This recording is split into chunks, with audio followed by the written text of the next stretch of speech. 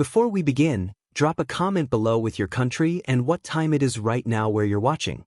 Whether it's sunrise in Nairobi, midnight in New York, afternoon in Canada, or evening in France, I want to know. Don't just sit back, tell me where in the world you are. Now, let's dive into the story.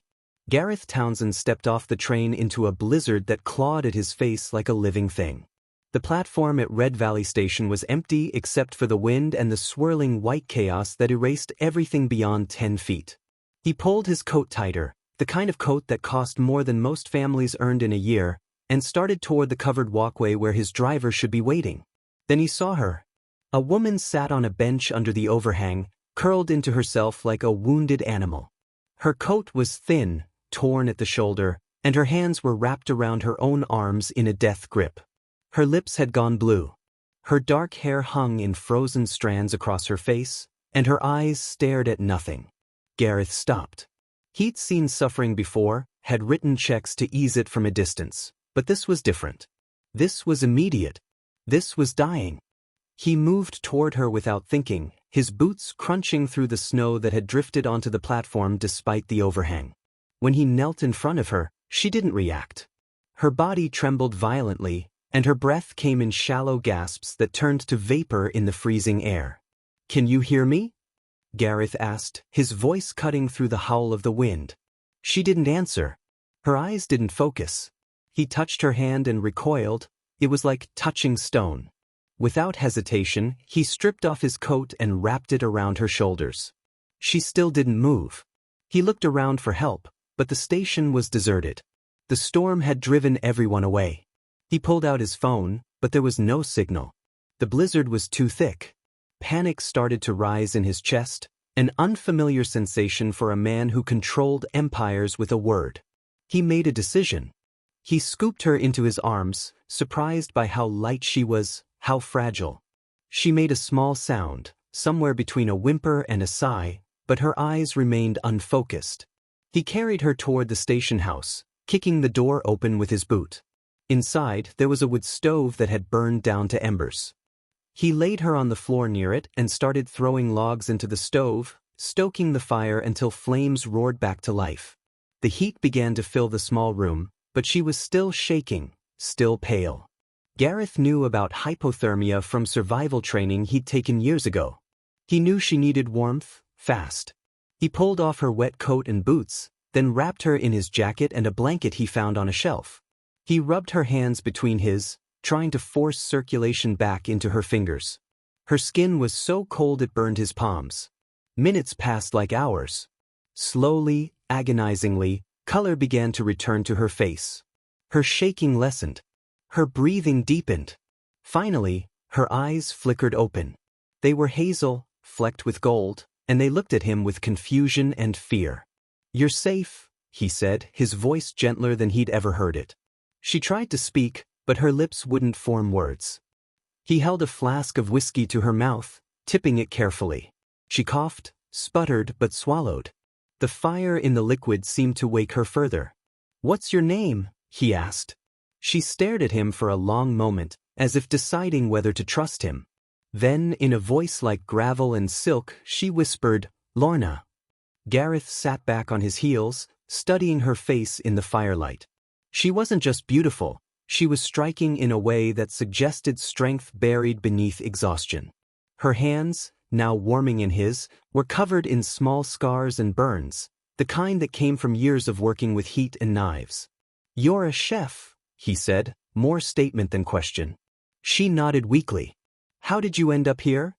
Her eyes filled with tears, but she blinked them away. She didn't answer.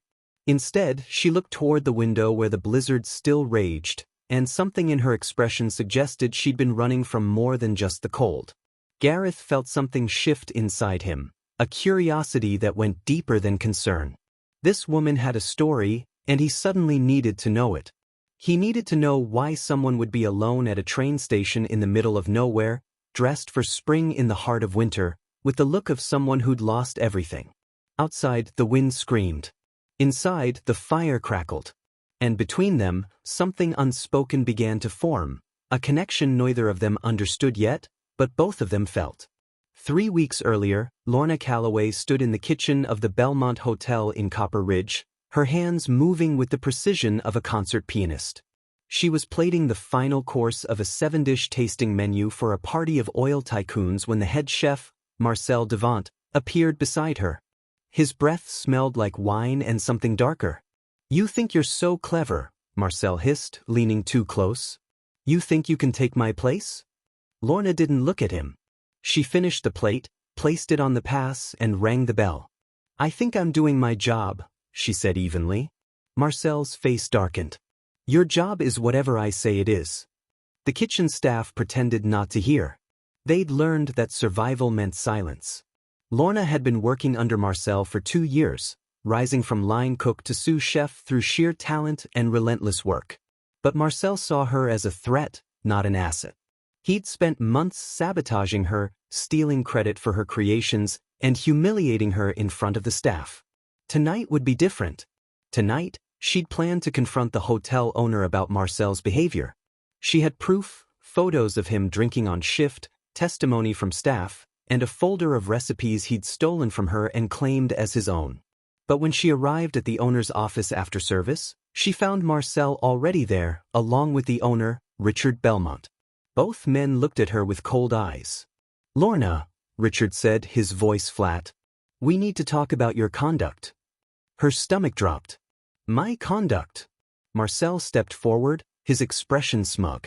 "I've been documenting your mistakes for months. The burnt sauce last week. The undercooked lamb. The attitude problem." Lorna's mouth fell open. "Those weren't my mistakes, you know they weren't." Richard held up a hand. "I have reports from Marcel. I have complaints from guests. And frankly, I don't have time for drama in my kitchen." The room spun. "This is a lie. He's lying." But even as she said it, she saw the truth in Richard's eyes. He didn't care. Marcel was his friend, his drinking buddy, his partner in after-hours poker games. Lorna was expendable. Richard slid an envelope across the desk. 2 weeks' pay. Clean out your locker tonight. If you make a fuss, I'll make sure no restaurant in 3 states will hire you." Lorna stood frozen, the envelope burning in her hand like a brand. She thought about fighting, about screaming, about telling them both exactly what they were. But she knew it wouldn't matter. She'd seen this story before, powerful men protecting each other while the truth starved in the corner. She took the envelope, turned, and walked out. Behind her, she heard Marcel laugh. The sound followed her down the hallway, through the kitchen where her colleagues avoided her eyes, and out into the parking lot where her car waited. She sat in the driver's seat for 20 minutes, shaking with rage and grief. Then she drove home to the apartment she shared with her younger brother, Finn. He was 17, brilliant, and counting on her to pay for the college he'd been accepted to. She'd been saving every penny for his tuition. Now, those savings would have to cover rent and food while she found a new job, if she could find one. When she told Finn what happened, he cried. Not for himself, but for her. That was worse than anything. The next 2 weeks were a blur of rejection. Every restaurant she applied to had somehow heard about her conduct issues. Marcel had made good on his threat, spreading poison through the industry network. Her savings dwindled. The rent came due. She sold her car. She sold her grandmother's ring. She sold everything that wasn't nailed down, but it wasn't enough. Finn got a job at a gas station, dropping out of school to help. The guilt nearly killed her. On the 21st day, she received a letter. A restaurant in Montana was looking for a head chef. The pay was modest, but it came with housing. It was her only chance. She used the last of her money to buy a train ticket. She told Finn to stay in Copper Ridge, to keep working, to wait for her to get established. He hugged her at the door, and she memorized the feel of his arms around her. She didn't know it would be the last time. The train ride took 2 days. She hadn't eaten in one. Somewhere in the second night, her ticket was stolen while she slept. When the conductor found her without it, he put her off at Red Valley Station, in the middle of nowhere, with no phone and no money. The blizzard started an hour later. She sat on that bench and watched the world turn white. She thought about Finn, about the letter she'd written him that morning explaining everything. She thought about her mother, dead 5 years now, who taught her to cook with love and patience. She thought about all the dishes she'd never make, all the people she'd never feed. The cold didn't feel so bad after a while. It felt like sleep, like peace. She closed her eyes and let the darkness come. Then rough hands grabbed her, and a voice cut through the void. She opened her eyes to firelight and a face she didn't know, a face with sharp blue eyes and a jawline that suggested both wealth and determination. "You're safe," the man said. But Lorna didn't believe in safety anymore. She believed in survival, in fighting, in the next breath and the breath after that. As the warmth returned to her body, so did her anger. She wasn't going to die in a train station. She wasn't going to let Marcel win. She looked at the stranger who'd saved her and made a silent promise. Whatever this was, wherever it led, she would live. She would fight. And somehow, she would make history. The blizzard raged for 3 hours before finally exhausting itself. Gareth kept the fire blazing while Lorna drifted in and out of sleep, her body fighting to recover from the edge of death. He watched her in the firelight, noting the way her face twitched during dreams, the small scars on her hands, the worn patches on her clothes that spoke of someone who'd worked hard for everything. When she finally woke fully, the sun was setting, painting the snow outside in shades of orange and pink. She sat up slowly, wincing as her muscles protested. "How long was I asleep?" she asked, her voice stronger now. "About 4 hours," Gareth replied.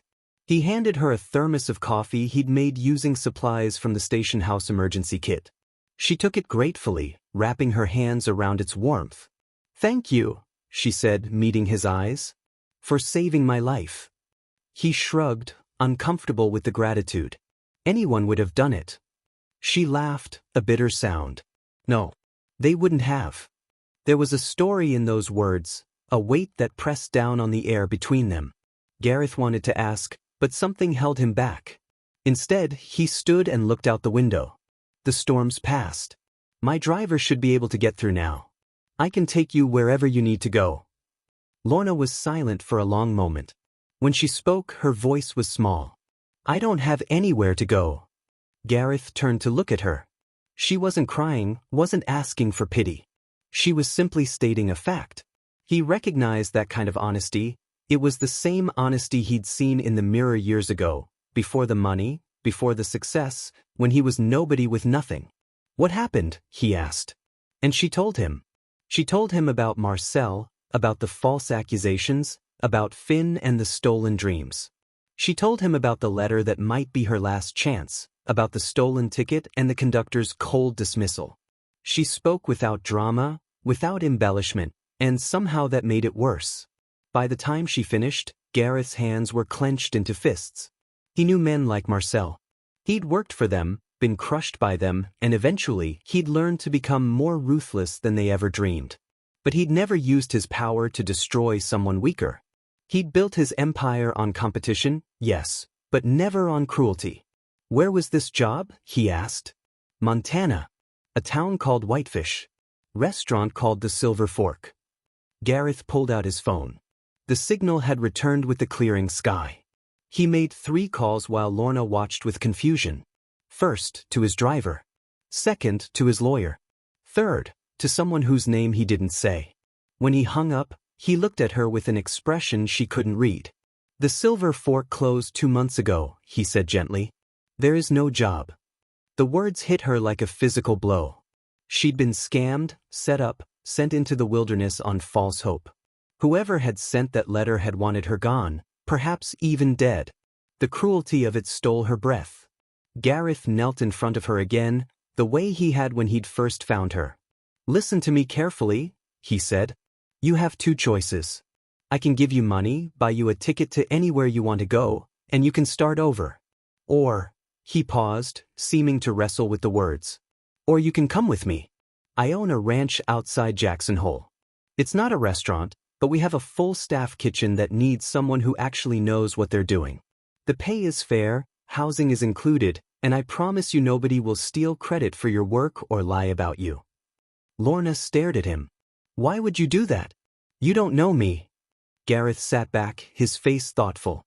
"You want the truth?" She nodded. "Because 15 years ago, I was you. I was sitting in a bus station in New Mexico with $12 in my pocket and nowhere to go. My father had died owing money to half the county. The bank took our ranch. My mother drank herself to death 6 months later. I was 19, angry, and ready to do something stupid. He paused, the memory clearly painful. A man named Thomas Greaves found me there. He owned a cattle operation. He gave me a job, a bed, and a chance. He didn't pity me. He didn't save me out of charity. He said he saw something in me, some kind of fire that hadn't gone out yet. He told me that fire was worth more than 100 men who'd never struggled. Lorna felt tears prick her eyes. What happened to him? He died 5 years ago. Left me his ranch and his will, even though I'd only worked for him 3 years before I moved on. By then, I'd made my first million in cattle futures. He never asked me for anything. Never expected me to pay him back. He just gave me a chance when I needed it most. Gareth stood, offering her his hand. I'm not Thomas Greaves. I'm not that good a man. But I know what it looks like when someone's been beaten down by people who should have lifted them up. And I know talent when I see it. Your hands tell me you've spent years mastering a craft. Your eyes tell me you're a fighter. That's worth something in my world. Lorna looked at his hand, at the scars on her own, at the choice laid out before her like a crossroads in the snow. She thought about Finn, about the money she could send him if she had a real job. She thought about her mother's voice saying, when someone offers you a rope in a storm, you grab it and ask questions later. She took his hand and let him pull her to her feet. I'll come with you, she said. But I'm not a charity case. I'll work harder than anyone you've ever hired. I'll earn every penny. And if you're lying to me, if this is some kind of trap, then you can leave any time, Gareth finished. No strings. No obligations. Just a chance. Outside, headlights cut through the gathering darkness as his driver arrived. They walked out into the cold together, and Lorna felt the weight of the last weeks begin to shift. She didn't trust this man. Not yet. But she trusted her own strength, her own hands, her own stubborn refusal to quit. Whatever came next, she would face it the way she'd faced everything else, with her head up and her hands ready. As they drove away from Red Valley Station, she looked back once at the bench where she'd nearly died. Then she turned forward, toward whatever waited in the darkness ahead. The drive to Jackson Hole took 6 hours through mountain roads that twisted like serpents in the dark. Lorna slept for most of it, her body finally releasing the tension that had held her together. When she woke, dawn was breaking over peaks that seemed to touch heaven. The ranch appeared like something out of a fever dream. Townsend Ranch sprawled across a valley so vast she couldn't see where it ended. The main house was built from logs and stone, 3 stories tall with windows that reflected the rising sun like mirrors of gold. Barns and outbuildings dotted the property, all painted deep red with white trim. Horses grazed in fields that rolled away toward the mountains. Smoke rose from chimneys, carrying the scent of wood and coffee. Gareth noticed her expression and smiled. It's something, isn't it? Lorna couldn't find words. She'd grown up in a 2-bedroom apartment in Denver. She'd spent her adult life in cramped kitchens and cheaper apartments. This place looked like a movie set. How many people work here? She managed. 43 full-time. More during calving season. You'll meet them gradually. But first, let me show you the kitchen. The staff kitchen was separate from the main house, part of a building that also housed the dining hall where the ranch hands took their meals. When Gareth pushed open the door, Lorna gasped. It was a professional-grade kitchen that would make most restaurants weep with envy. 6-burner commercial stoves. Double ovens. A walk-in cooler and freezer. Stainless steel prep tables. Every tool, every knife, every piece of equipment was top quality. We feed 40 people 3 meals a day when we're at full capacity, Gareth explained. Right now, we've got a rotation of ranch hands doing the cooking. They're decent, but it's basic food. Steak and potatoes. Beans and biscuits. Nothing fancy. Lorna walked through the kitchen, her fingers trailing over the surfaces. She opened drawers and found them organized but underutilized. She checked the pantry and saw potential buried under monotony. For the first time in weeks, she felt something other than despair. She felt excitement. When can I start? She asked. Gareth laughed. How about after you've had breakfast and seen your room? He led her to a small cabin about 200 yards from the main complex. It was simple but beautiful, one large room with a wood stove, a bed with a patchwork quilt, a small bathroom, and windows that framed the mountains. It's yours as long as you work here, Gareth said. Utilities included. If you need anything, just ask. Lorna set down her bag, the small backpack that contained everything she owned, and turned to him. Why are you being so kind? Gareth leaned against the door frame, his expression serious. Because Thomas taught me that good people are rare, and when you find them, you hold on. But also, he paused. Because I'm tired of eating overcooked steak. Despite everything, Lorna laughed. It felt strange, like a muscle she'd forgotten how to use. That first day, she rested. The second day, she explored the kitchen, took inventory, and made notes. The third day, she cooked her first meal.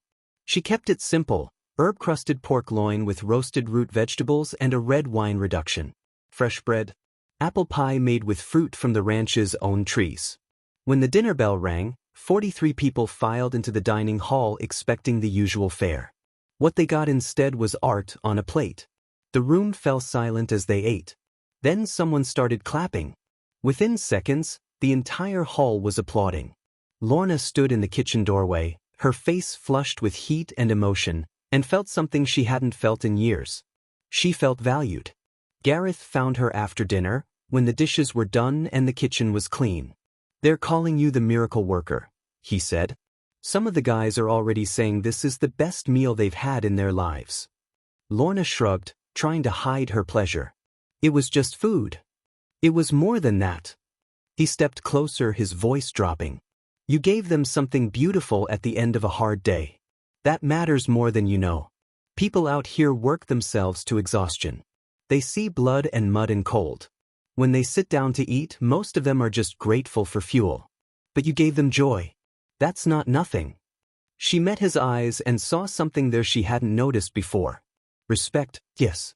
But also something warmer, something that made her heart beat faster. She stepped back, suddenly aware of how close they were standing. I should go, she said quickly. Early start tomorrow. He nodded, but his eyes lingered on her face. Lorna, thank you. She hurried back to her cabin, her mind spinning. This job was supposed to be a lifeline, a way to survive and send money to Finn. It wasn't supposed to feel like home. And Gareth Townsend wasn't supposed to look at her like she was more than just another employee. That night, she wrote a letter to Finn. She told him about the ranch, about the kitchen, about the second chance she'd been given. She enclosed half of her first week's pay, more money than she'd expected. She promised him that things would get better, that she'd save enough to send him to college, that their bad luck was finally ending. She mailed the letter the next morning with a prayer that it would reach him.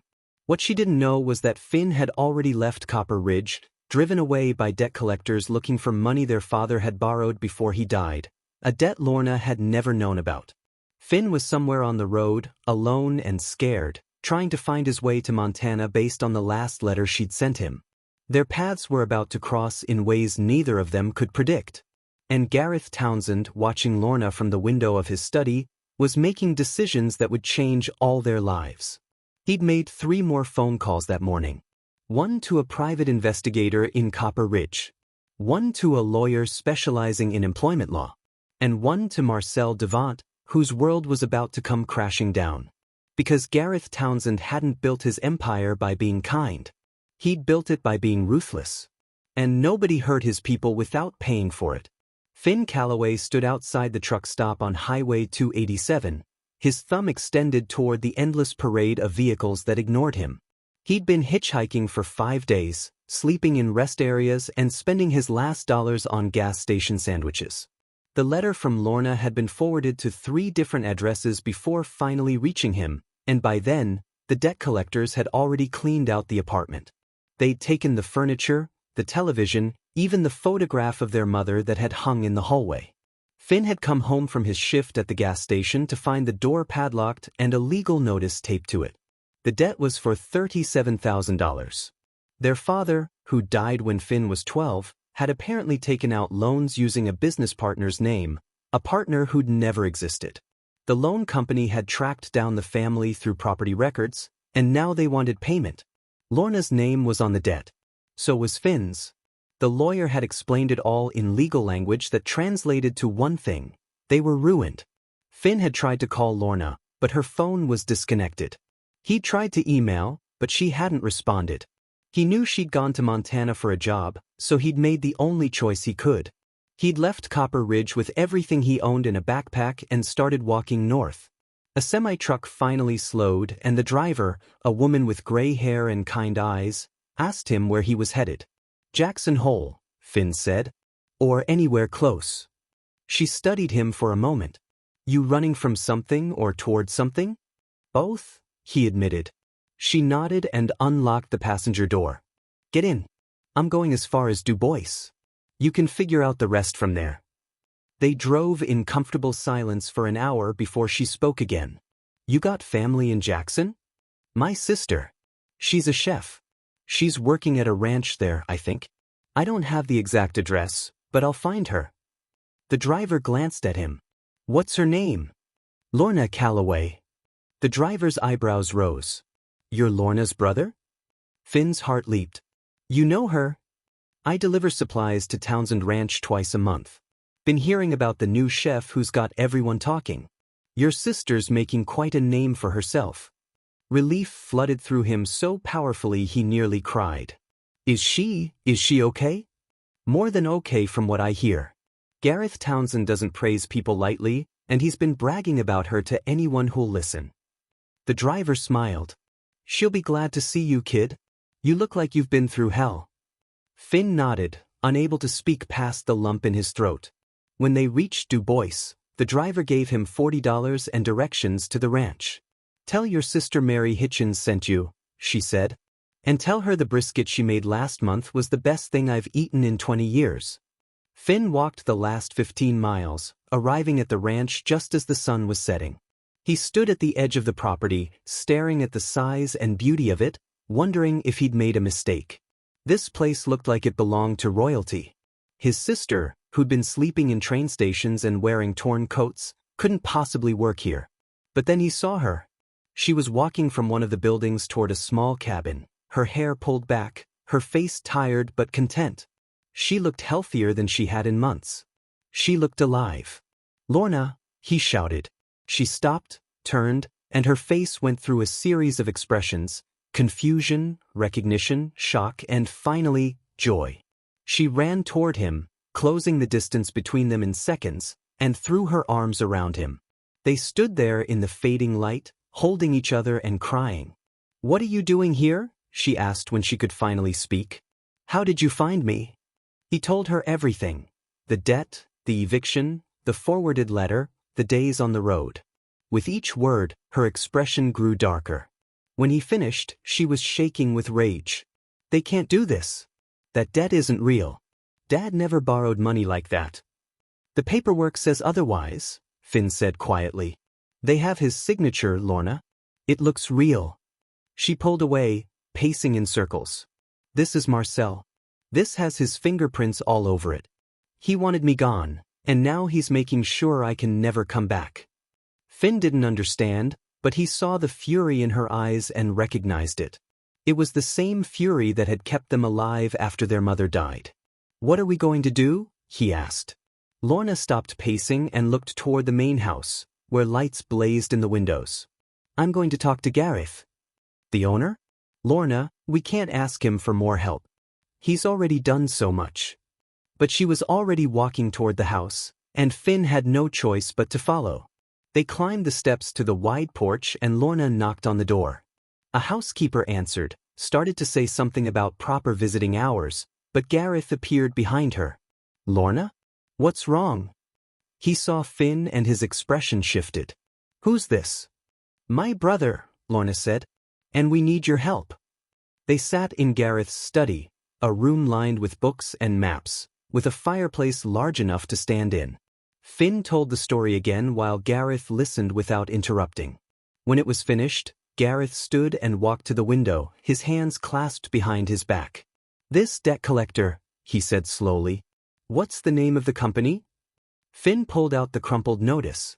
Highline Financial Services. Gareth turned, and Finn saw something dangerous in his eyes. I know that company. They're not legitimate. They buy fraudulent debt from scammers and use legal threats to squeeze money out of desperate people. Most victims pay just to make them go away. Can we fight it? Honest. Yes. But it'll take time and money. Gareth walked to his desk and pulled out a checkbook. Here's what's going to happen. I'm going to pay off the debt in full today. Tonight. You're going to sign a promissory note saying you'll pay me back, 0 interest, whenever you can. It might take years. It might take decades. I don't care. But nobody is going to harass you while you're under my protection. Finn's mouth fell open. Sir, that's too much. We can't. Gareth held up a hand. I'm not done.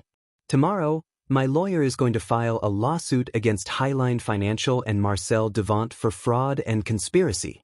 We're going to burn their worlds down.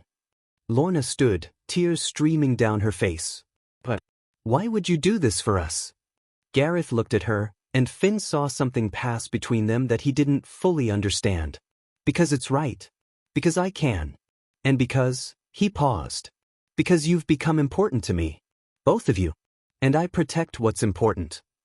The words hung in the air like a promise. Finn looked at his sister and saw her face transform. She wasn't just grateful. She was something else entirely. She was falling. That night, Finn stayed in Lorna's cabin, sleeping on the couch while she lay awake in bed. Through the walls, he could hear her crying, not from sadness, but from the overwhelming weight of being saved by someone who expected nothing in return. Outside, the mountains stood silent under a sky full of stars. In the main house, Gareth Townsend sat at his desk, writing emails and making calls that would set the legal machinery in motion. And somewhere in Copper Ridge, Marcel Devant poured himself another drink, completely unaware that his life was about to end. The storm was coming. And this time, it would show no mercy. 3 weeks passed like scenes from a life Lorna had only imagined. She woke before dawn each day, walking through frost-covered grass to the kitchen where she transformed simple ingredients into art. The ranch hands stopped seeing meals as fuel and started seeing them as events. They came early to the dining hall, stayed late, and talked about the food with the reverence usually reserved for religion. Gareth ate with them now, something he'd rarely done before. He claimed it was to evaluate Lorna's work, but everyone saw through the excuse. He watched her the way a man watches something precious, something he's afraid might disappear. Finn worked too, starting as a general hand helping with repairs and fence mending. The ranch manager, a weathered man named Cole Westbrook, took him under his wing and taught him the rhythms of ranch life. Finn absorbed it all with the hunger of someone who'd never had stability. For the first time in years, the siblings went to bed without fear. But peace never lasts. It never does. One afternoon, Lorna received a phone call from an unknown number. She almost didn't answer. When she did, a woman's voice came through, professional and cold. Is this Lorna Calloway? Yes. Who's this? My name is Catherine Reed. I'm a food critic for Western Living magazine. I've been hearing remarkable things about a chef working at Townsend Ranch. I'd like to do a feature on you. Lorna's breath caught. Western Living was one of the most prestigious food publications in the country. A feature from them could launch a career into the stratosphere. How did you hear about me? Word travels in the food world, Ms. Calloway. Especially when someone with your reputation suddenly appears in an unexpected place. The words sent a chill down Lorna's spine. My reputation? Catherine's voice softened slightly. I know what happened in Copper Ridge. I know about Marcel Devant. And I know he's been telling a very specific version of events. Lorna sat down heavily. What do you want?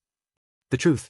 I want to taste your food, hear your story, and if it's as good as I think it is, I want to tell the world.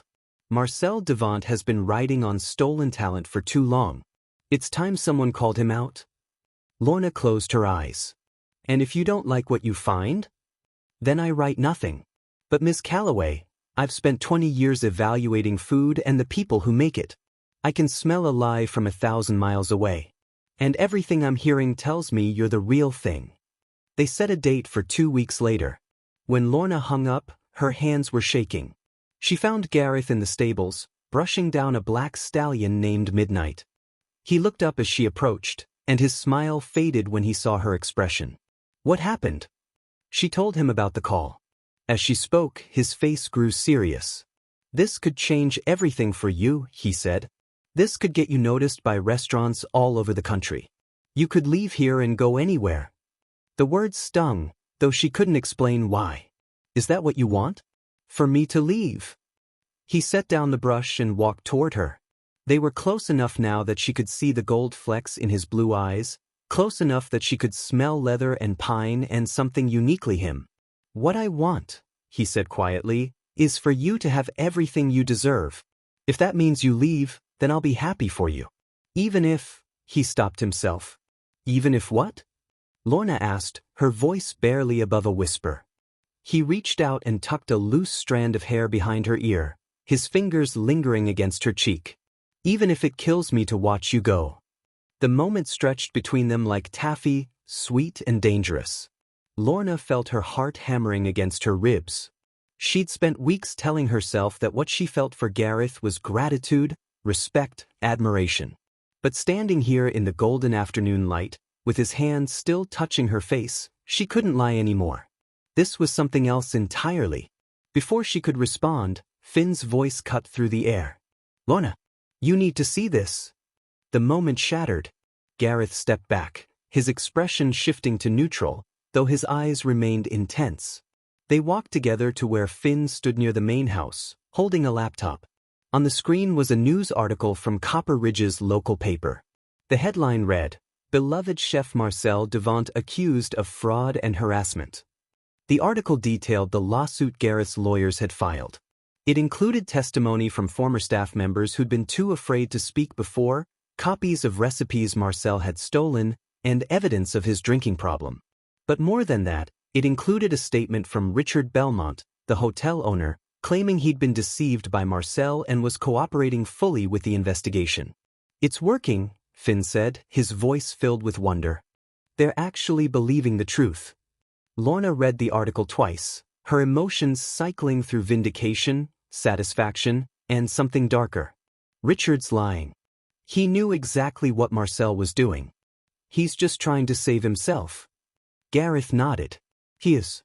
But that's how these things work. The rats abandon ship first. Marcel's going to face this alone, and when the legal system is done with him, he'll never work in a professional kitchen again. Good, Lorna said, and meant it. But even as she said it, she felt no real joy. Revenge tasted like ashes. What she wanted wasn't Marcel's destruction. It was the years back that he'd stolen, the confidence he'd broken, the dreams he'd delayed. And those were things no lawsuit could return. That evening, she cooked with particular intensity, channeling her emotions into a menu that left the dining hall speechless. Pan-seared duck breast with cherry gastrique. Wild mushroom risotto with truffle oil. Chocolate soufflé that rose like dark clouds and melted like silk on the tongue. When the last dish was served and the kitchen cleaned, Gareth found her sitting on the steps outside, staring at the stars. He sat beside her without asking permission. You're thinking about the interview, he said. It wasn't a question. I'm thinking about what comes after. If Catherine Reed writes something good, I'll get offers. Real offers. I could run my own restaurant again. I could make a name for myself that isn't connected to Marcel or Copper Ridge or any of it. She turned to look at him. But I'm also thinking about this place. About the people here. About... She stopped, unable to finish. About what? He pressed. About leaving, she whispered. About how much it would hurt. Gareth was quiet for a long moment. Then he said, I told you before that Thomas Greaves gave me a chance when I needed it. What I didn't tell you is that I fell in love with his daughter, Emma. She was beautiful and smart and kind. She saw something in me worth loving. We were engaged. Lorna felt her stomach drop. What happened? She died. Car accident on a mountain road. Black ice and bad luck. That was 12 years ago. His voice was steady, but she heard the pain beneath it. I buried myself in work after that. Built this empire, made more money than I could spend in 10 lifetimes. But I never let anyone close again. It was easier.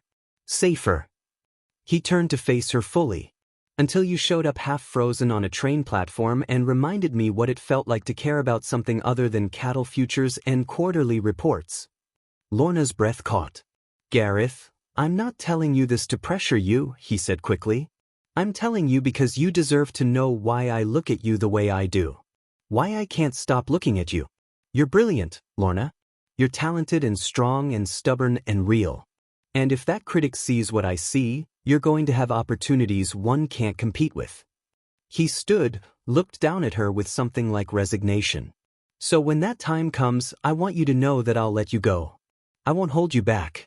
But I also want you to know that if you decide to stay, if you decide this place is enough, his voice cracked slightly, then I promise you'll never regret it. Because I'll spend every day making sure you know how much you matter. He walked away before she could respond, disappearing into the darkness toward the main house. Lorna sat on those steps for an hour, her mind spinning, her heart pulling in directions she couldn't name. Inside the cabin, Finn pretended to be asleep when she finally came in. But through barely opened eyes, he watched his sister pace the small room, and he understood what was happening. She was falling in love with a man who had the power to give her everything or break her completely. And the interview that would determine their future was only 2 weeks away. Catherine Reed arrived on a Tuesday morning in a rented SUV, dressed like someone who understood that Wyoming required practical boots and still managed to look elegant. She was 50-something, with silver hair cut sharp as a knife and eyes that missed nothing. Lorna met her at the main house, her palms sweating despite the cold. Ms. Calloway, Catherine said, extending a hand. Thank you for agreeing to this. Thank you for coming all this way, Lorna replied. Catherine smiled. I've driven further for worse food. Now, I understand you'd like to cook for me here rather than taking me to a restaurant. This is where I work. This is where the food makes sense. Catherine nodded approvingly. Good answer. Too many chefs hide behind ambience. Food should speak for itself. They walked to the kitchen together, and Catherine took in every detail. The organization, the cleanliness, the quality of the equipment. She asked questions about sourcing, about technique, about philosophy. Lorna answered honestly, without pretension. I cook for people who work hard, she said. These aren't wealthy diners looking for theater. They're cowboys and ranch hands who need real food that respects them. My job is to give them something that nourishes the body and soul without making them feel like they're being shown off to. Catherine's eyes glinted. That's a political statement disguised as cooking philosophy. Lorna smiled. Maybe, but it's also the truth. The lunch service was simple: roasted chicken with herbs from the garden, root vegetables glazed with honey and thyme, fresh bread, and buttermilk pie. Catherine ate slowly, methodically, making notes between bites. The ranch hands came through as usual, and Catherine watched their reactions, the way they spoke to Lorna with genuine warmth, the way they savored each bite like it mattered. After lunch, Catherine asked to speak with some of the staff.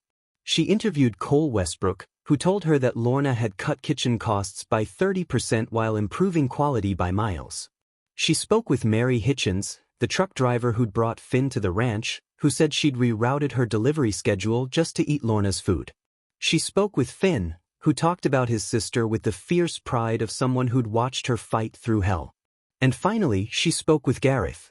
They sat in his study while Catherine asked pointed questions about why he'd hired someone with no references, no resume, and a controversy in her past. Because I trusted my instincts, Gareth said. And because I knew what it looked like when someone talented was being crushed by people who feared them. You're talking about Marcel Devant. I'm talking about a system that protects mediocre men while punishing exceptional women. Catherine studied him. You're in love with her. It wasn't a question. Gareth didn't flinch. That's not relevant to her cooking. Everything is relevant. Food is emotion made edible. Her food tastes like someone who's been broken and rebuilt. Someone who's fighting for something. I need to know what she's fighting for. Gareth met her gaze steadily. That's her story to tell, not mine.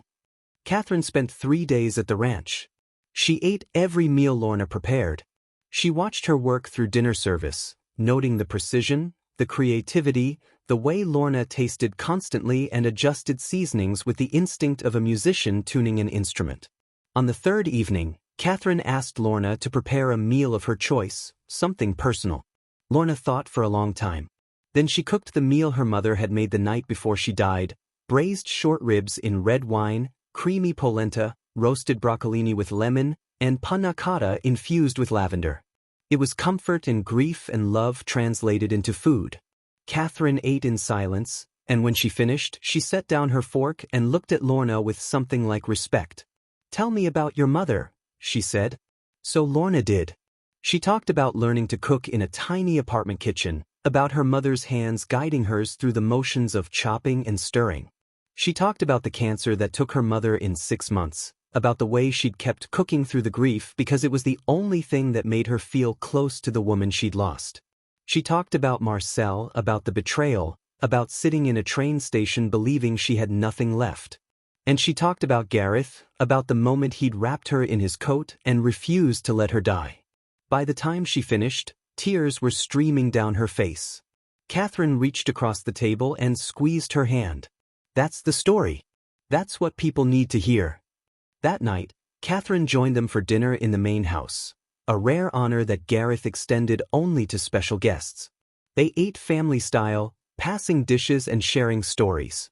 Finn made everyone laugh with an impression of Cole trying to teach him to rope a fence post. Gareth told a story about the first time he tried to cook for himself and nearly burned down a bunkhouse. Lorna watched them all, her heart so full it hurt. This felt like family, like home. After dinner, Catherine pulled Lorna aside. "I'm going to write the feature. It'll run in next month's issue. But I want to be honest with you about what's going to happen after." "What do you mean?" "Honest. You're going to get offers. Lots of them. Restaurants in New York, Los Angeles, Chicago. Places that will pay you 3 times what you make here and put your name in lights." Catherine's expression grew serious. "You'll have to decide what you want more, fame or this. Because you can't have both." "Not really. The restaurant world will demand everything. It'll consume you. And this place." She gestured toward the window, where Gareth stood on the porch talking with Finn, their breath visible in the cold air. "This place feels like it might be worth protecting." Lorna nodded slowly. "How do I choose?" "You already know," Catherine said gently. "You just haven't admitted it yet." The next morning, Catherine left. She hugged Lorna goodbye and whispered, "Whatever you decide, make sure it's for you. Not for guilt, not for gratitude. For you." Lorna watched the SUV disappear down the long driveway and felt the weight of the future pressing down on her shoulders. For weeks later, the magazine arrived. Lorna's face was on the cover. The article inside was 10 pages long, with photographs of the ranch, the kitchen, and her at work. The headline read, "The Chef Who Rose from Ashes, How Lorna Calloway Found Her Voice in the Wyoming Wilderness." Catherine had written with brutal honesty about Marcel, about the industry's failures, about the system that protected predators. But she'd also written about the food with poetry that made Lorna's throat tight. She'd written about hope, about second chances, about cooking as an act of defiance and love. The final paragraph read, "Lorna Calloway may be cooking in a ranch kitchen today, but mark my words, she is a force that will reshape American cuisine. The only question is whether she'll do it from the mountains she's found peace in, or whether the world will pull her back into its hungry maw. Either way, we'll be watching." The phone started ringing before noon. Restaurant groups, celebrity chefs, television producers. Everyone wanted Lorna Calloway. And she had no idea how to tell them that what she wanted was standing right in front of her, wearing a worn denim jacket and looking at her like she held the sun in her hands. Gareth found her that evening, sitting by the creek that ran through the property. He didn't ask about the calls. He just sat beside her and waited. "I don't know what to do," she finally said. "Then stay until you do," he replied. And she did. The offers kept coming. A Michelin-starred restaurant in San Francisco wanted her as head chef. A television network wanted her for a cooking show. A hotel group offered her creative control of 5 restaurants across 3 states. Each offer was more extravagant than the last, each one promising fame, fortune, and the validation she'd spent years craving. Lorna turned them all down. She told herself she needed more time to decide. But the truth was simpler and more terrifying. She didn't want to leave. Winter deepened its grip on Wyoming. Snow fell in sheets, transforming the ranch into something from a fairy tale. Lorna cooked heartier meals, stews and roasts, fresh bread and rich desserts. The dining hall became a refuge from the cold, a place where warmth meant more than temperature. Gareth and Lorna fell into a rhythm that felt like courtship from another era. He found excuses to be in the kitchen, checking supplies, discussing menus, asking her opinion on wines he was considering for the cellar. She found excuses to seek him out, questions about the ranch, requests for specific ingredients, conversations that started about work and drifted into everything else. They were careful not to cross certain lines. They didn't touch beyond what was necessary. They didn't speak the words that hung between them like ripe fruit waiting to be picked. But everyone saw what was happening. The ranch hands made knowing comments. Finn watched with a protective wariness, unsure whether to encourage or intervene. One evening in late December, Gareth asked Lorna to have dinner with him in the main house. Private. Just the two of them. She dressed carefully, choosing a simple green dress she'd bought in town, feeling nervous in a way that had nothing to do with cooking. The dining room had been transformed. Candles lit the space with golden light. A fire roared in the stone fireplace. The table was set for two with china and crystal that looked like family heirlooms. Gareth wore a suit, something she'd never seen before, and he looked both powerful and vulnerable. "I hope this isn't too much," he said, suddenly uncertain. "It's perfect," Lorna whispered. He'd cooked for her. The meal was simple: grilled steaks, roasted potatoes, a salad, but it was clear he'd put effort into every detail. The steaks were perfectly medium rare. The potatoes were crispy outside and fluffy inside. The salad had been dressed with care. "You've been teaching me," Gareth said as they ate. "Watching you work every day. I wanted to show you that I've been paying attention." Lorna felt tears prick her eyes. "This is incredible." They talked through dinner, the conversation flowing easily. They discussed books, childhood dreams, fears they'd never shared with anyone else. Gareth told her about the pressure of building an empire, about the loneliness that came with success, about nights when he'd wondered if any of it mattered. Lorna told him about her mother's death, about the guilt she carried for not being there in the final hours, about her fear that she'd never be good enough. "You're more than good enough," Gareth said fiercely. "You're extraordinary." After dinner, they moved to the sitting room. Gareth poured brandy, and they sat together on the leather couch, the fire casting dancing shadows on the walls. "Lorna," he said finally, his voice serious, "I need to tell you something." Her heart began to race. "I know you've been getting offers. I know the world wants you. And I know I have no right to ask you to stay." He set down his glass and turned to face her fully. "But I'm going to ask anyway. Not because I own this ranch or because I gave you a job. But because somewhere between that train station and tonight, I fell in love with you." The words hung in the air like smoke. Lorna couldn't breathe. "I love the way you taste everything twice," he continued, his voice rough with emotion. "I love the way you talk to the staff like they're family. I love your stubbornness, your pride, your refusal to be anything less than yourself. I love that you've been hurt and it didn't make you cruel. I love," his voice broke, "I love everything about you, and I know that's terrifying because we haven't known each other long. But time doesn't matter when something is right. And this feels right."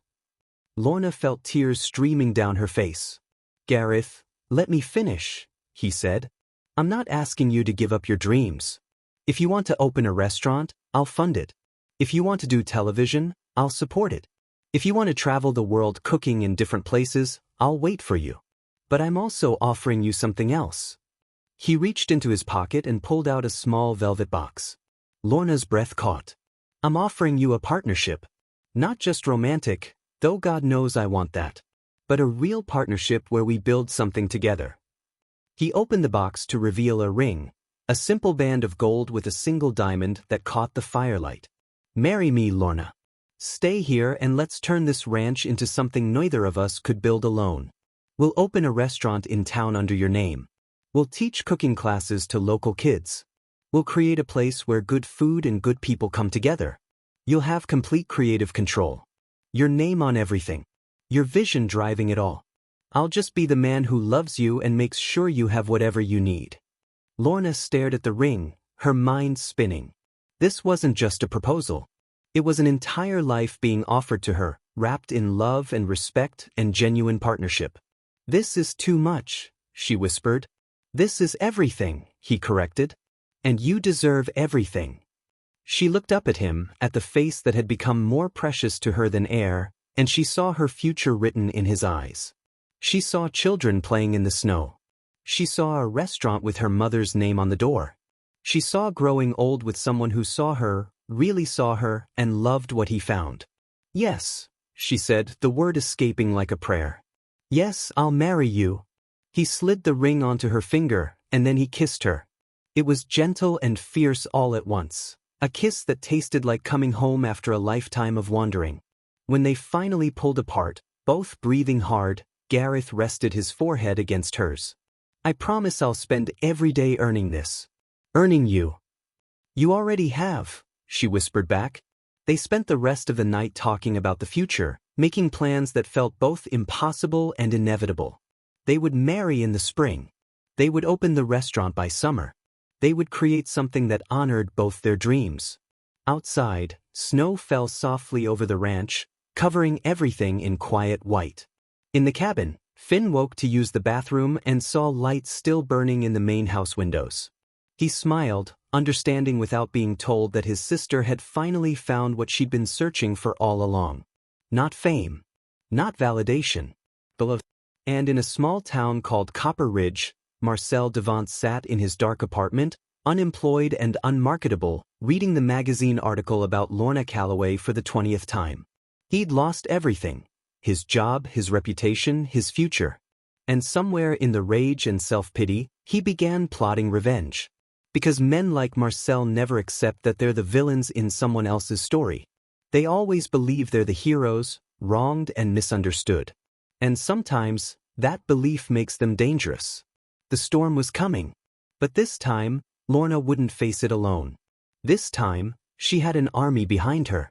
And at the front of that army stood a billionaire cowboy who'd learned that some things were worth fighting for.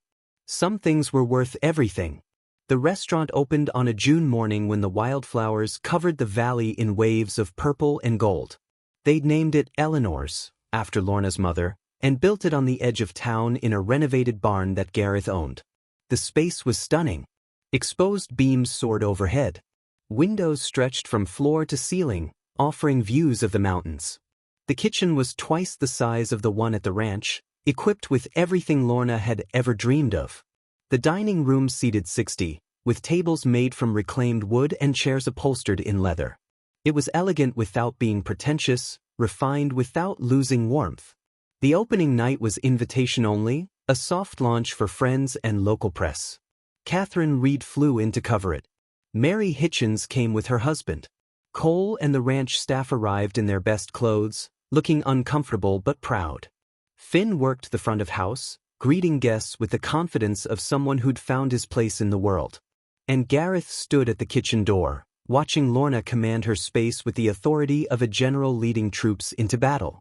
The meal was perfect. Every course built on the last, telling a story of Wyoming and heritage and innovation all at once. There were elk tenderloin with huckleberry reduction, trout caught that morning from local streams, vegetables from farms within 50 miles, and desserts that made grown men weep. The reviews were rapturous. By the next morning, Eleanor's had a waiting list 3 months long. For 2 weeks, they lived in a bubble of success. The restaurant ran smoothly. Reservations poured in. Food critics from Denver, Seattle, and even New York made the pilgrimage to try Lorna's cooking. She was exhausted but happy, coming home to the ranch each night and falling into Gareth's arms. The wedding was planned for August, a simple ceremony on the ranch followed by a reception at Eleanor's. Lorna had never felt more content. Then Marcel appeared. He came on a Tuesday afternoon, walking into Eleanor's during the quiet hours between lunch and dinner service. Lorna was in the kitchen, prepping for the evening, when Finn rushed in, his face pale. "He's here," Finn said. Marcel's here. Lorna's blood went cold. Call the police. He hasn't done anything yet. He's just sitting at the bar.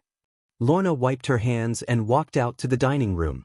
Marcel sat on a bar stool, nursing a whiskey, looking thinner and older than she remembered. His clothes were wrinkled. His eyes were bloodshot. He looked like a man who'd lost everything and had nothing left to lose. "Hello, Lorna," he said, his voice slurred. "Nice place you've got here. Must be wonderful having a rich boyfriend to bankroll your dreams." "You need to leave," Lorna said, keeping her voice steady. "Or what? You'll call your billionaire to protect you." Marcel laughed bitterly. "You've done well for yourself. Ruined my life, stole my recipes, and now you're playing chef in a barn." "I never stole anything from you. You stole from me." Marcel stood, swaying slightly. "I made you. Everything you know, you learned in my kitchen. And this is how you repay me? By destroying my career." The door opened behind Lorna, and Gareth walked in. He took in the scene immediately, Marcel drunk and aggressive, Lorna tense and defensive. "We're closed," Gareth said, his voice hard as iron. "This is a private conversation," Marcel sneered. "Between me and the woman who ruined me." "No," Gareth said, stepping forward. "This is a conversation that ended months ago. You lost. You lost because you were a thief and a bully. You lost because karma finally caught up with you. Now you're going to leave, or I'm going to have you arrested for trespassing." Marcel's face twisted with rage.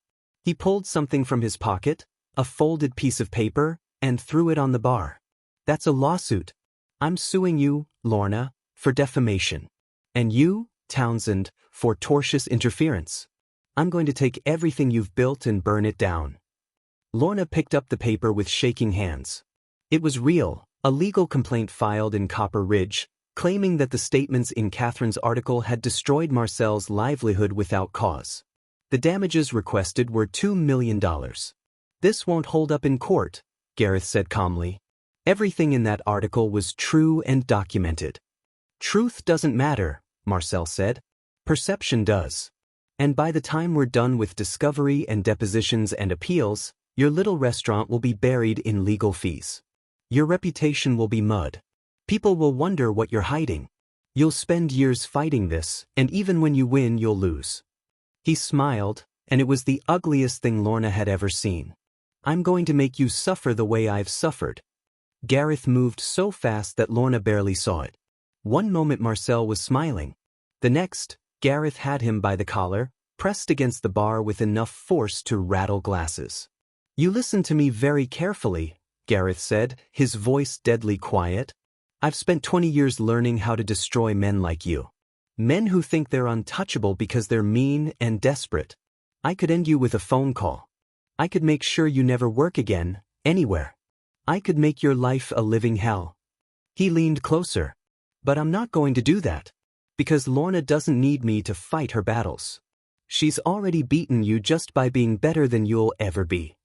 He released Marcel, shoving him toward the door. "Now get out.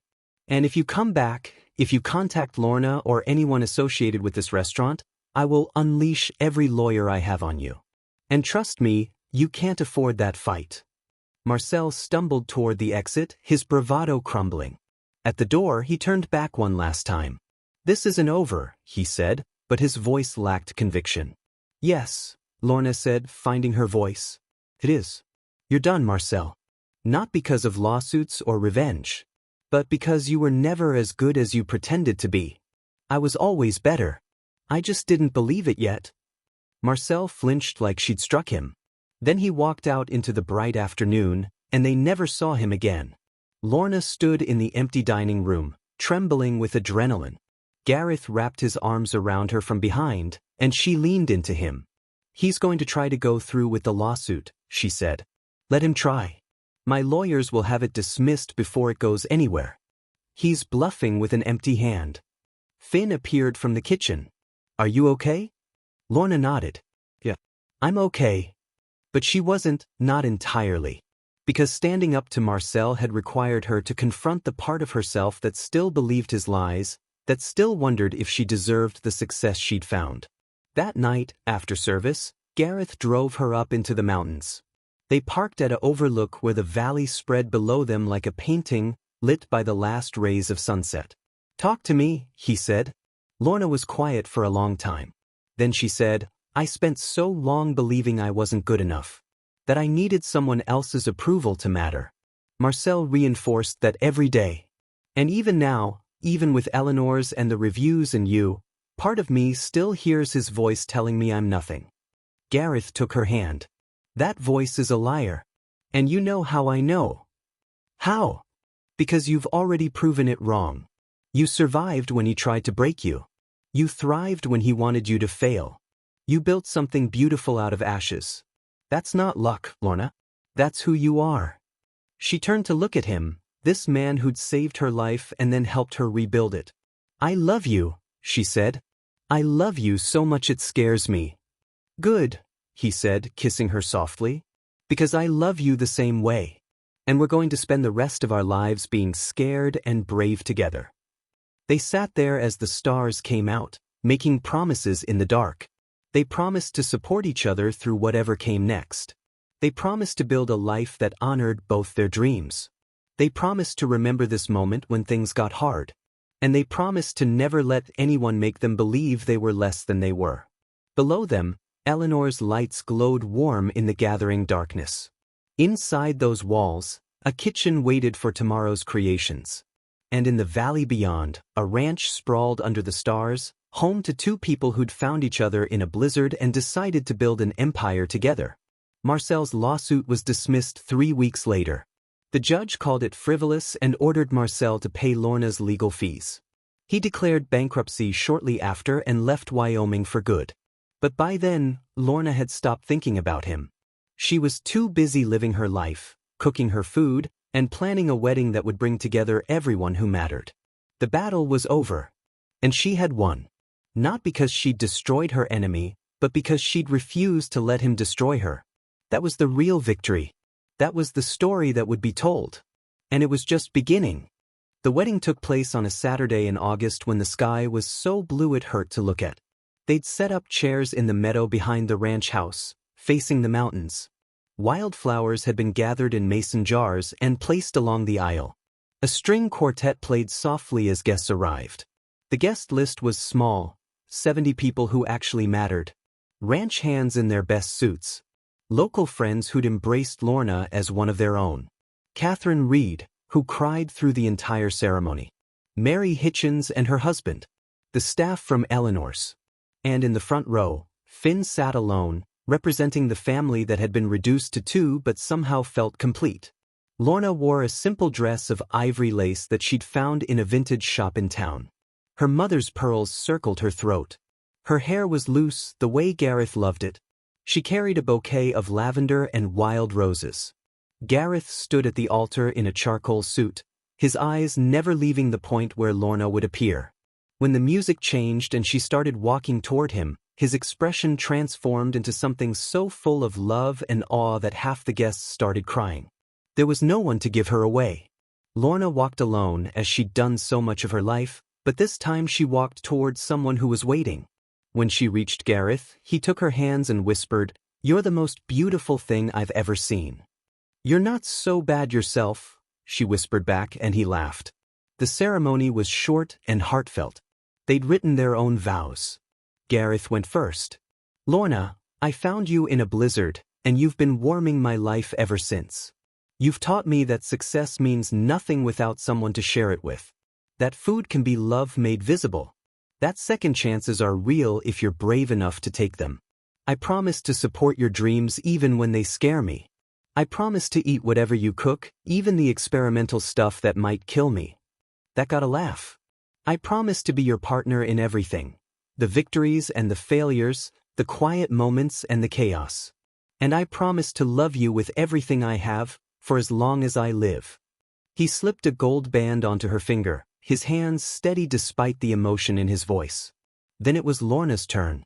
She took a shaky breath and began. "Gareth, you saved my life. But more than that, you taught me that I was worth saving. You saw me at my lowest and decided I was worth investing in. Not as a project, not as charity, but as an equal. A partner. Someone with value. Her voice broke, but she continued. You've given me space to heal, room to grow, and love without conditions.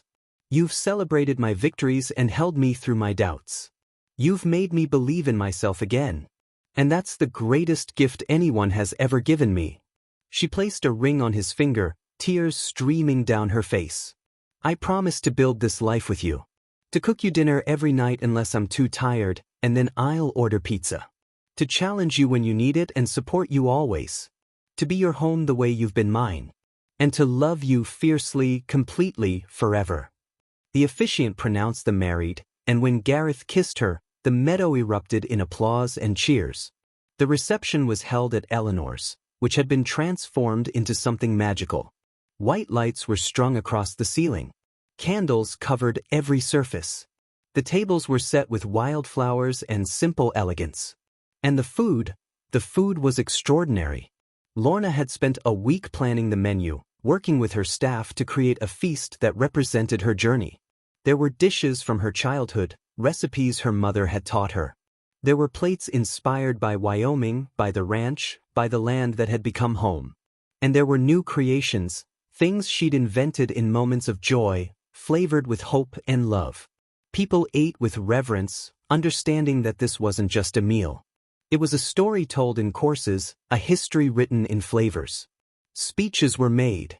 Finn stood up, his voice breaking with emotion as he talked about his sister's strength, her refusal to give up, her ability to find light in the darkest places. She taught me that family isn't just blood, he said. It's the people who show up when everyone else walks away. And Gareth, you showed up. You saved my sister's life, and in doing that, you saved mine too. Thank you. Catherine Reed spoke about watching talent rise from adversity, about the power of second chances, about believing that good people eventually win. Lorna Calloway is proof that the world hasn't beaten all the goodness out of us yet, she said. She's proof that talent and heart can triumph over cruelty. And this restaurant, this marriage, this life they're building, it's going to inspire people for generations. Cole Westbrook, the ranch manager, told stories about Lorna's first weeks at the ranch, about how she'd transformed the dining hall from a place of fuel into a place of joy. She fed our bodies, he said, his weathered face soft with emotion. But more than that, she fed our souls. She reminded us that we were worth good things. That's a gift you can't measure. When it was Gareth's turn, he stood and pulled Lorna to her feet beside him. He didn't speak to the crowd.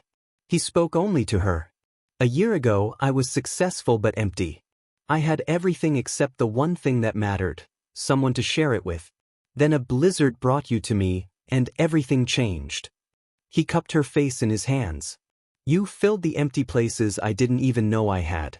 You made me remember why I built all this, not for myself, but for moments like these. For love. For family. For legacy. He kissed her forehead gently. Thank you for saying yes. Thank you for believing in us. Thank you for being brave enough to start over and wise enough to know when you'd found home. The room erupted in applause again, and someone started the music. Gareth and Lorna danced their first dance as husband and wife to a song about mountains and coming home, and everyone watching understood they were witnessing something rare. Not just a wedding, but a transformation. Two broken people who'd found each other and built something whole. The party lasted until midnight. Then Gareth and Lorna slipped away, leaving Finn and the staff to close down the restaurant. They drove back to the ranch in comfortable silence, Lorna's head on Gareth's shoulder, both of them exhausted and happy. When they arrived, they found that the ranch hands had decorated the path to their bedroom with luminarias, paper bags filled with sand and candles, creating a glowing pathway through the darkness. Inside, the bedroom had been filled with flowers. Someone had left champagne on ice with 2 glasses and a note that read, "Welcome home." They changed out of their wedding clothes and sat together on the balcony, wrapped in blankets, watching the stars wheel overhead. Do you ever think about that day at the train station? Honest. Every day, Gareth replied.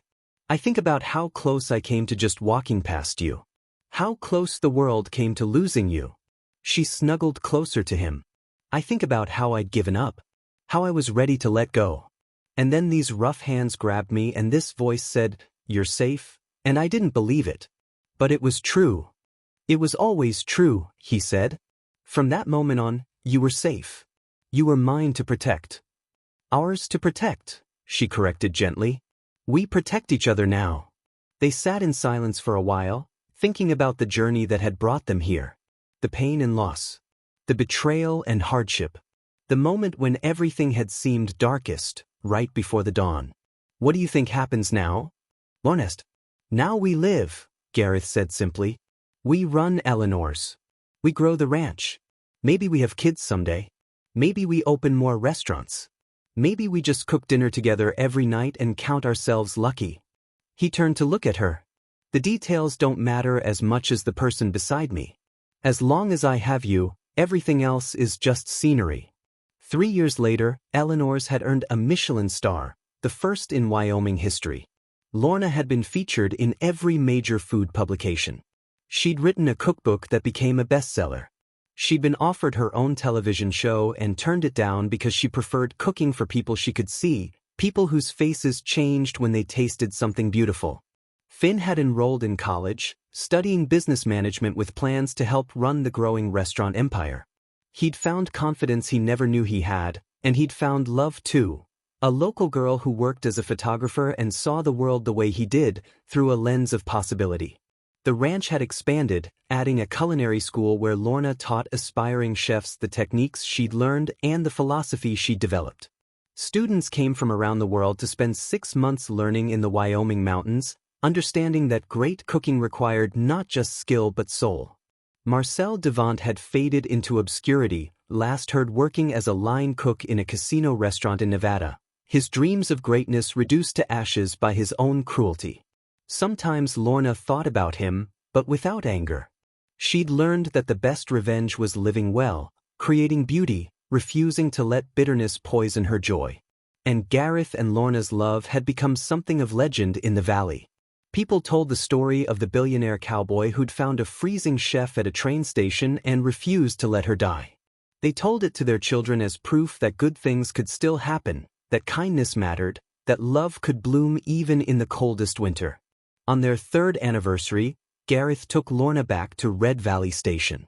The bench where he'd found her was still there, weathered but solid. They sat together on that bench, holding hands, remembering. I was so scared that day, Lorna said. I thought my life was over. It wasn't over, Gareth said. It was just beginning. We just didn't know it yet. She leaned against him, feeling the solid warmth of his body, the steady beat of his heart. Do you think we would have found each other if it hadn't been that day? If the blizzard hadn't come, if I hadn't been here? Yes, he said without hesitation. Maybe not that day, maybe not that way. But somehow, eventually, we would have found each other. Some things are just meant to be. As they sat there, a train pulled into the station. A young woman got off, looking lost and scared, her coat too thin for the mountain cold. Gareth and Lorna exchanged a look. Without speaking, they stood and walked toward her. Excuse me, Lorna said gently. Are you okay? Do you need help? The young woman looked at them with desperate eyes. I'm trying to get to Bozeman, but my wallet was stolen and I don't have money for a ticket. Gareth pulled out his phone. Let me make some calls. We'll get you where you need to go. The woman started crying. Why would you help me? You don't even know me. Lorna smiled, remembering another day, another storm, another moment when kindness had saved a life. Because someone helped me once when I needed it. And that changed everything. They took the young woman to Eleanor's, fed her a proper meal, and arranged for her transportation to Bozeman. Before she left, Lorna pressed a business card into her hand. If you ever need work, if you ever need a place to start over, call me. I believe in second chances. After the woman left, Gareth wrapped his arms around his wife and held her close. You're going to save the whole world one person at a time, aren't you? Just trying to pay forward what you gave me, Lorna replied. A chance to be who I was meant to be. They drove home through the mountain darkness, the road familiar now, the future bright with promise. Their love story had made history, not because it was perfect or easy, but because it was real. Because it proved that the coldest moments can lead to the warmest endings. Because it showed that sometimes the best things in life come from the worst circumstances, if you're brave enough to reach out when someone offers help. The ranch lights glowed in the distance, welcoming them home. Inside those walls, dinner waited. Children would come someday. Dreams would continue to grow. But for now, there was just this: two people who'd found each other in a blizzard, who'd built an empire on hope and hard work, who'd learned that the greatest success wasn't measured in money or fame but in love freely given and gratefully received. Lorna Calloway had started with nothing. Now she had everything. And the billionaire cowboy who'd found her freezing at a train station had discovered that the real treasure wasn't what he'd built before, but what they were building together. Their love story made history because it reminded people that goodness still exists, that kindness matters, that second chances are real, and that sometimes, the most important thing you can do is stop when everyone else passes by, reach out your hand, and refuse to let someone die alone in the cold. This was their story. This was their triumph. This was their forever. And it all began with one simple choice: to save a stranger in a storm and discover that sometimes, when you save someone else, you save yourself too. Then, in the years that followed, Eleanor's became more than just a restaurant. It became a movement. A place where people who'd been broken found healing. Where talent buried under adversity was given room to bloom. Where love, the real kind, the kind that requires courage and sacrifice, proved that it could conquer everything. And on cold winter nights, when the snow falls heavy over Wyoming, people still tell the story of the billionaire cowboy and the freezing chef whose love story made history. They tell it as proof that miracles still happen, that love still wins, that sometimes, the darkest moment comes right before the most beautiful dawn. And somewhere in the mountains, in a restaurant called Eleanor's, Lorna Calloway cooks with joy in her heart and a ring on her finger, creating beauty one plate at a time, knowing that she is exactly where she belongs.